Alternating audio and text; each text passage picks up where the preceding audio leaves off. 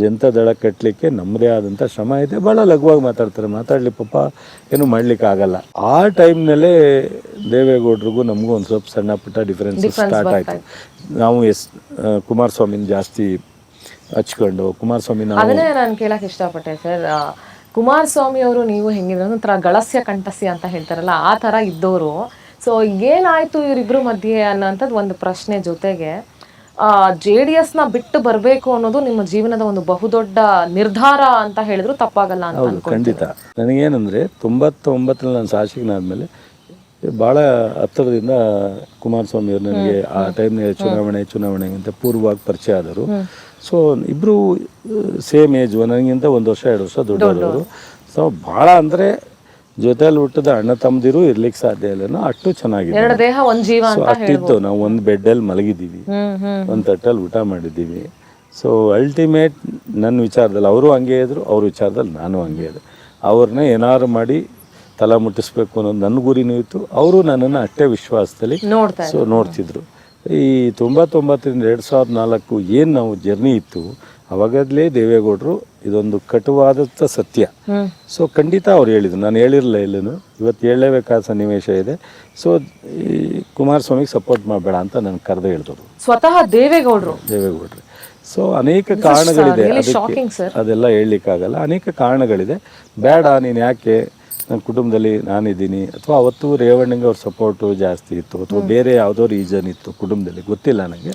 But ಅದನ್ನ ಗೊತ್ತಿದ್ರು ನಾನು ಹೇಳಲಿಕ್ಕಾಗಲ್ಲ. ನಿಮ್ಗೆ ದೇವೇಗೌಡರು ಬಾಯಲ್ಲಿ ಆ ಮಾತು ಕೇಳಿದಾಗ ಅವತ್ತು ನಿಮ್ಗೆ ಏನ್ ಶಾಕ್ ಆಯ್ತಾ? ನನಗೇನಿಲ್ಲ, ಒಂದ್ ದಿವಸ ಬೆಳಗಿನ ಜಾವ 5 ಗಂಟೆಗೆ ಫೋನ್ ಮಾಡಿ ಕರ್ಸ್ಕೊಂಡು, ಅವ್ರ ಎಕ್ಸ್-ಪ್ರೈಮ್ ಮಿನಿಸ್ಟರ್ ಅವಾಗ, ನಾನು ಡೆಲ್ಲಿಗೆ ಹೋಗ್ತಾ ಇದ್ದೀನಿ, ಬಾಯಲ್ಲಿ ಅರ್ಜೆಂಟು ಅಂತ ಅವ್ರ ಕಾಲಕ್ಕೆ ಕೂರ್ಸ್ಕೊಂಡು HAL ಏರ್ಪೋರ್ಟ್ ಅವಾಗ. ಸೊ ನೀನು ಯಾಕೆ ಕುಮಾರಸ್ವಾಮಿನ ಹಚ್ಕೊಂಡಿದ್ಯಾ, ಕುಮಾರಸ್ವಾಮಿಗೆ ಯಾಕೆ ಸಪೋರ್ಟ್ ಮಾಡ್ತಾ ಇದೀಯಾ, ಬೇಡ ರಾಜಕೀಯವಾಗ ಅವ್ನು ಬೇಡ.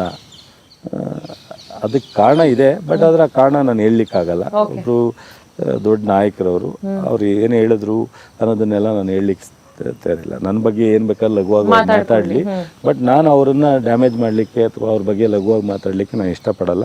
ನನಗೆ ಜನಕ್ಕೂ ಅದನ್ನು ತೋರಿಸಿ ಏನು ನಾನು ಪ್ರೂವ್ ಮಾಡೋ ಅಂಥ ಅವಶ್ಯಕತೆನೂ ಇಲ್ಲ.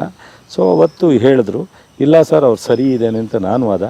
ಅವರು ಇಲ್ಲ ಬೇಡ ಅಂತ ರಾಜಕೀಯವಾಗಿ ಟೋಟಲಿ ಬೇಡ, ನಿಂಗೆ ಗೊತ್ತಾಗಲ್ಲ, ನಿನಗೂ ಮುಂದಿನ ದಿನಗಳಲ್ಲಿ ಕಟ್ಟಾಗುತ್ತೆ ಅನ್ನೋ ಥರನೇ ಕಠಿಣವಾಗಿ ಹೇಳಿದರು. ಆಮೇಲೆ ಡಾಕ್ಟರ್ ಮಂಜುನಾಥ್ ಕೂರ್ಸ್ಕೊಂಡು ಹೇಳಿ ಕನ್ವಿನ್ಸ್ ಮಾಡಿದ್ರು. ಸೊ ಇದನ್ನೆಲ್ಲ ಮೀರಿ ಅವ್ರ ಜೊತೆ ನನ್ನ ಸ್ನೇಹ ವಿಶ್ವಾಸ ನಿಲ್ತು. ಅವ್ರಿಗೆ 2004ರಲ್ಲಿ MLAಗೆ ಟಿಕೆಟ್ ಕೊಡಕ್ಕೆ ರೆಡಿ ಇರಲಿಲ್ಲ ದೇವೇಗೌಡರು. ಸೊ ಅವತ್ತು ಅವ್ರು ಟಿಕೆಟ್ ಏನಾದ್ರು ತಗೊಂಡಿದ್ದಾರೆ ಅಂದರೆ ನಾನು ಅವ್ರು ಕೂತ್ಕೊಂಡು ಪ್ಲ್ಯಾನ್ ಮಾಡ್ದೋ. ಅವನು ಇವತ್ತು ಲಘುವಾಗೂ ಮಾತಾಡ್ತಾರೆ ಕುಮಾರಸ್ವಾಮಿಯವರು. ಅನ್ಸೂಯಮ್ಮನವ್ರಿಗೆ ಇವತ್ತು ಅವ್ರಿಗೆ ಗ್ರ್ಯಾಟಿಟ್ಯೂಡ್ ಇರಬೇಕು. ಅವತ್ತೇನಾದ್ರು ಟಿಕೆಟನ್ನು ಕೊಡಿಸಿದ್ರೆ ಅವ್ರು ಮುಖ್ಯಮಂತ್ರಿ ಆಗ್ಲಿಕ್ಕೆ ನಾವೆಲ್ಲ ಸಪೋರ್ಟ್ ಮಾಡ್ಲಿಕ್ಕೆ ಒಂದು ಬೇಸ ಆಗಿದೆ. ಅನ್ಸೂಯಮ್ಮನವರು ದೇವೇಗೌಡರಿಗೆ ಕನ್ವಿನ್ಸ್ ಮಾಡಿ ರಾಮನಗರದಲ್ಲಿ ಟಿಕೆಟ್ ಕೊಟ್ಟರು. ರಾಮನಗರದ ಜನನೂ ಅವರನ್ನು ಕರ್ಕೊಂಡೋಗಿ ಒಂದಷ್ಟು ದಿವಸ ಓಡಾಡಿ ಭಾಳ ಜನ ಸ್ನೇಹಿತರುಗಳು ಮಾಡಿದ್ರು. ಈ ಒಂದು ಸನ್ನಿವೇಶ ಅವ್ರು MLA ಆದರೂ, ನಾನು ಮತ್ತೆ MLA ಆದ 2ನೇ ಸಲ. ನನಗೆ ಫಸ್ಟ್ ಟೈಮ್ ಮಂತ್ರಿ, ಹೌದು ಅವರು ಮಂತ್ರಿ ಮಾಡಲೇಬೇಕು ಅಂತ ನಿಂತಿದ್ರು ಕುಮಾರಸ್ವಾಮಿ. ಅದಕ್ಕೆ ಕಾರಣಗಳು ನನ್ನ ಅವರ ಸ್ನೇಹ. ಮಂತ್ರಿ ಆದಾಗ ಇವರು ನಾವೆಲ್ಲ ಒಟ್ಟೊಟ್ಟಿಗೆ ಪಾರ್ಟಿ ಕಟ್ಟಕ್ಕೆ ಓಡಾಡಿದ್ದೀವಿ. ಅವ್ರು MLA ಆಗಿದ್ರು. ಈ 15 ತಿಂಗಳಾದಮೇಲೆ ಒಂದಷ್ಟು ಪೊಲಿಟಿಕಲಿ ನಾವು ಜಿಲ್ಲಾ ಪಂಚಾಯತಿ ಎಲೆಕ್ಷನ್ ಬಂದಾಗ ಡ್ಯಾಮೇಜ್ ಆಯಿತು. ಆವಾಗ ದೇವೇಗೌಡರು ಬೇಡ ಸರ್ಕಾರದಿಂದ ವಾಪಸ್ ಬರಬೇಕು ಅಂದಾಗ ನಾವೆಲ್ಲ ಹಠ ಮಾಡಿ, ಇಲ್ಲ ಇದ್ಯಾಕೋ ಸರೋಗಲ್ಲ, ಇಲ್ಲ ಮುಂದುವರಿಬೇಕು, ಇಲ್ಲ ನಾವೇನಾದ್ರು ತೀರ್ಮಾನ ತಗೋಬೇಕು ಅಂತೇಳಿ ನಾವೊಂದಷ್ಟು ಜನ ಅಸೋಸಿಯೇಟೆಡ್ ಏನು ಫ್ರೆಂಡ್ಸ್ ಇದ್ದೋ, ನಮ್ಮಲ್ಲಿ 59 ಜನ MLA ಆ ಟೈಮ್ನಲ್ಲಿ ಕರೆಕ್ಟಾಗಿ ಸಿದ್ದರಾಮಯ್ಯನವ್ರು ಪಾರ್ಟಿ ಬಿಟ್ಟೋದ್ರು.